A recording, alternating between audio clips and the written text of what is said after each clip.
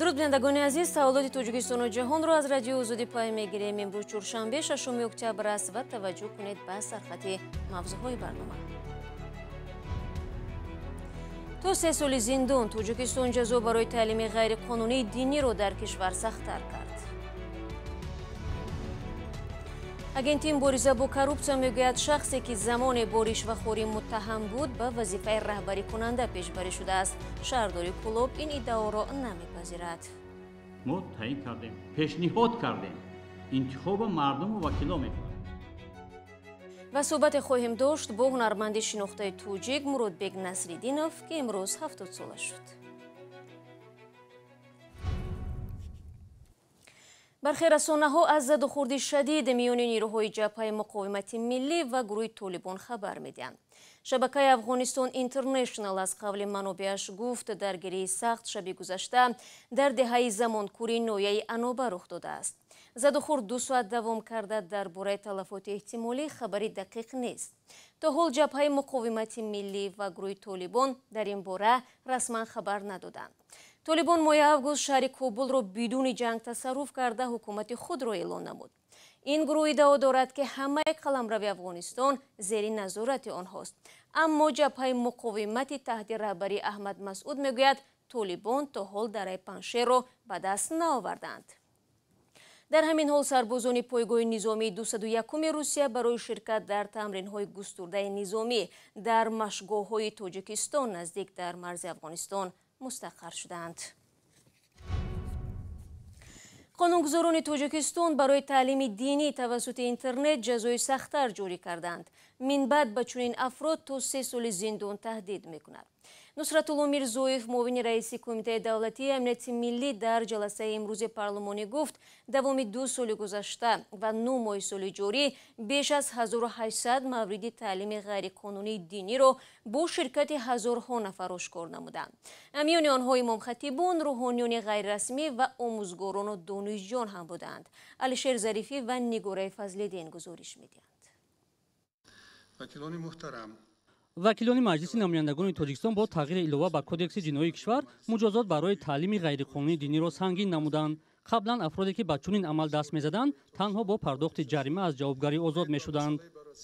در قانون مذکور ماده 9 با چنین مضمون ifade می‌یابد: غیرقانونی برای ماندن تعلیمات دینی از جمله توسط شبکه‌های اینترنت اگر این کردار خصوصیت دینی اکستریمیستی نداشته باشد و در دوام سالی پس از تطبیق جزای مأموری برای چنین حقوق ویرانکنی صادر شده باشد با جریمه به اندازه از 800 تا 1200 نشان دهنده برای حساب‌ها یا محروم ساختن آزادی به مدت 3 سال با محروم کردن از حقوق اشغال منصب‌های معین یا مشغول شدن به فعالیت معین به همین مهلت یا بدون آن جزا داده می‌شود. در جلسه مجلس نمایندگان از آن نگرانی کردند که تمایل رو آوردن جوانان به تعلیمات غیرقانونی دینی افزایش یافته است. در جلسه امروزه مجلس نمایندگان گفته شد که سنگین نمودن مجازات میتواند گرایش ساکنان به تعلیمات غیرقانونی دینی را کاهش دهد. همچنین تاکید شد که بیش از 90% آنهایی که به گروه‌های تروریستی اکستریمیستی پیوستند افراد میباشند که در گذشته تعلیمات غیرقانونی دینی گرفتند. هرچند مسئولان دولتی و وکیلان پارلمانی سنگین نمودن مجازات را یک راهی پیشگیری و کاهش یافتن گرایش ساکنان به تعلیمات غیرقانونی دینی میدانند، بعضی کارشناسان بر این شبهه دارند. به نظر برخی همصحبتان ما سبب اساسی چنین روند این بیکاری و نبود آلترناتیو برای به شغل جلب شدن جوانان است. از بس که مردم در آینده خود آنقدر اطمینان سخت ندارند، آنها البته به همین کار دست میزنند.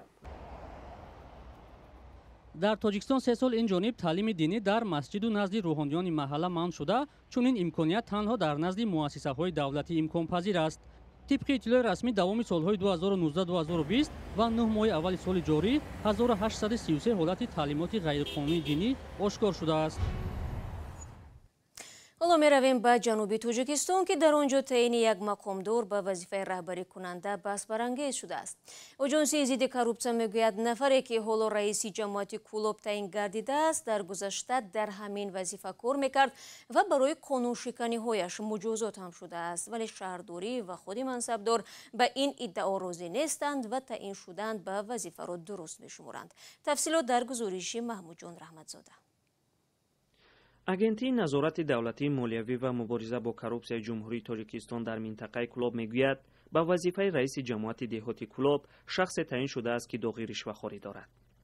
раиси ин ниҳод дар Кулоб Ҷамшед Гулаҳмадзода мегӯяд дар ин бора раиси шаҳрро огоҳ карда буд. тибқи қонунгузорӣ аз сабабе ки ҳам маълумотҳоро доштем ба раиси шаҳри Кулоб мо пешниҳод ирсол кардем ки шахс ҳуқуқ надорад дар ин мансабҳо фаъолият кунад. сухан аз Салим Бобохонов аст ки ҳоло ба ҷамоати деҳоти Кулоб раисӣ мекунад. вай дар соли 2015 ба ришваситонӣ гунаҳгор ва пас аз 6 моҳи ҳабс ба пардохти 62 000 сомони ҷарима озод шуда буд. Бобохонов моҳи апрели соли 2021 раиси ҷамоати деҳоти Кулоб таъин шудааст. агентии назорати давлатии молиявӣ ва мубориза бо коррупсия мегӯяд зидди ин шахс на як балки чанд бор парванда боз кардааст. аммо худи Салим Бобохонов гуфт ӯ дар даст ҳуҷҷат дорад ки нисбати ӯ парванда боз нашудааст. вай мегӯяд ҳақ дорад ки кор кунад, чун ӯро шаҳрдор ва мардум интихоб кардаанд. шаҳрдори Кулоб дар посух ба изҳороти агентии мубориза бо коррупсия ба раёсати ҷамоат таъин шудани Бобохоновро дуруст мешуморанд. қодир Вализода гуфт ки ӯро шаҳрдор пешниҳод ва мардуму вакилон интихоб кардаанд. дар асоси розигиҳои дафтор мо таъин кардем, пешниҳод кардем, интихоба мардуму вакило мекунад. вале бархе аз сокинон ин гуфтаҳои шаҳрдорро рад мекунанд. ҳамин омад ягон марта ҷамоата маҷлис кард байни халда гуфтанд ки ҳамин одам раис шава ё не накардай. як кати ҳамин хуҷайнои шаҳр доди гирифт дора, ҳамин раиси нав шидагӣ бо корша буд карду гирифт раис шумонд. ҷамоати деҳоти Кулоб ҷамоати кишоварзист ва баҳси замин ин ҷо зиёд аст. агентии мубориза бо коррупсия Бобохоновро дар тақсими нодурусти замин айбдор мекунад ва бар ин аст ки чунин шахс қонуншиканиҳои пешинаашро идома хоҳад дод. ин дар ҳолест ки Бобохонов аз давраи кори худ ҳимоят мекунад, аммо сокинон ба ӯ ба шубҳа менигаранд.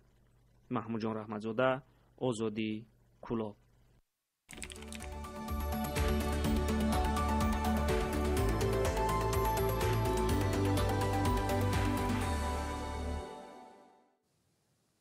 طول نیم ماه اخیر رئیس جمهوری توجیکستان با سفرهای کاری در مناطق مختلف کشور قرار دارد.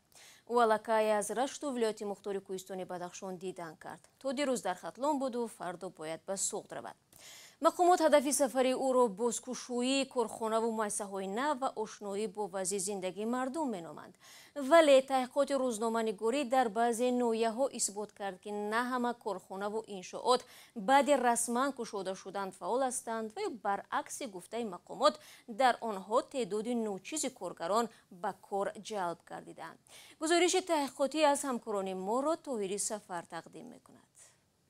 باید ذکر نمود که این مجمع خدمترسانی از کلانترین انشاءات است که در دایره بازدید کاری پیشوای ملت در این ناحیه مورد بهره برداری قرار داده می شود. طبق اطلاع مسئولان مرحله اول مرکز سودای خدمترسانی دولتی ظفر بیش از 4000 نفر را با جای کاری دائمی تامین میکند. مجمع از گزارش تلویزیونی دولتی تاجیکستان از ماه اکتبر سال 2020. این نوارها ماه اوگوست امسال برداشته شدند و خبرنگاران در کارخانه دوزندگی این مرکز فقط 5 نفر را دیدند که در نزد تیره‌زه ها نشسته بودند تا نمایان باشند. بقیه 95 دوزنده دیگر که هنگام سفر رئیس جمهور اینجا بودند حضور نداشتند. یک صاحب کار گفته است شاید به زودی اینجا آباد شود چون بازار ناحیه رودکی را اینجا می‌آورند.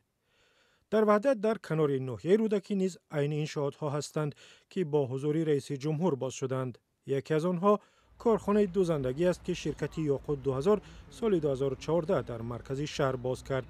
در اینجا باید 1000 نفر کار می‌کردند ولی ماه ایول وضع در کارخانه چنین بود. فراش هم به خبرنگاران گفت کارخانه دوزندگی خیلی شد که کار نمی‌کند.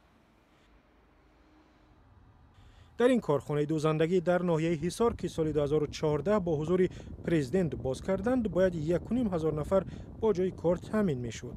ماه اوگوست خبرنگاران به سراغ کارگران اینجا آمدند و فقط 20 دوزنده را دیدند که به گفته خودشان موقتاً اینجا کار میکنند.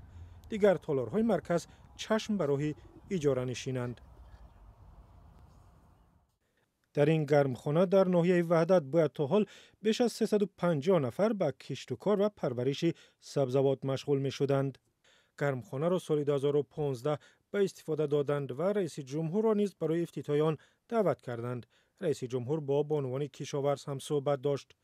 حالا گرمخانه استودیوهای فیلم برداری را میماند که در آن فیلم های وحشتناک به نوار میگیرند. مقامات تاجیکستان را برای چنین صحنه‌سازی ها در گذشته بسیار تنقید کردند، اما به گفته کارشناسان مهمتر از همه در اینجا نظرفریبی و آمارهای رسمی بر دروغ درباره تأسیس جایهای کاری است. هدف از این هم به گفته کارشناسان مقصدی منصبداران و به خصوص رئیسان ناحیه ها است که همین گونه با نظرفریبی میخواهند نشان بدهند در دوره رهبریشان ناحیه و یا شهرشان پیشرفت داشت، پیشرفت هایی که باد و باران آنها را در مدت کوتاه شونین میکند. امروز هنرمند مردمی توجیکستان مرودبек Насриддинов 70-мин солгарди умрашро таҷлил мекунад. ӯ дар солҳои собиқ шӯравӣ бо сурудҳои машҳуре мисли «Мезанад борон ба шиша» ва «Ин кист ки» шӯҳрати зиёд дошт. дар зодрӯзи ҳунарманди маъруф ҳамкорам Шаълои Абдулло бо ӯ суҳбате дошт ва нахост пурсид ки чаро дар консертҳои давлатӣ кам баромад мекунад. شاید برای من باشد نباشد در رپرتواری ما برای همه جشن‌ها سرود آهنگ‌ها هستند، هم برای 30 سالگی جشن 30 سالگی، هم برای فرض کنیم جشن سود، هم برای جشن وحدت، برای همه. چون که ما صنعتکارا باید که همین سیاستی دولت باید که خوانیم، ترنم کنیم. این از پیش هم همه خیلی است که دوری شوروی بود، مثال درباره پارتی میخوندن، درباره پخته میخوندن، درباره دهقان میخوندن، همه که چی بود؟ دور شوروی بود. زادروز گفتید چگونه جشن میگیرید؟ شاید یکم کنسرت ویژه‌ای آماده دارید یا که اصلا زادروز من امید داشتم که وزارت فرهنگ همین کار به دخالت میکند. وزارت فرهنگ دعوت میکند و یک دستگیری میکند که من مثال اقلا فلان تالار به مثال وزارت فرهنگ بخواهد که شما کنسرت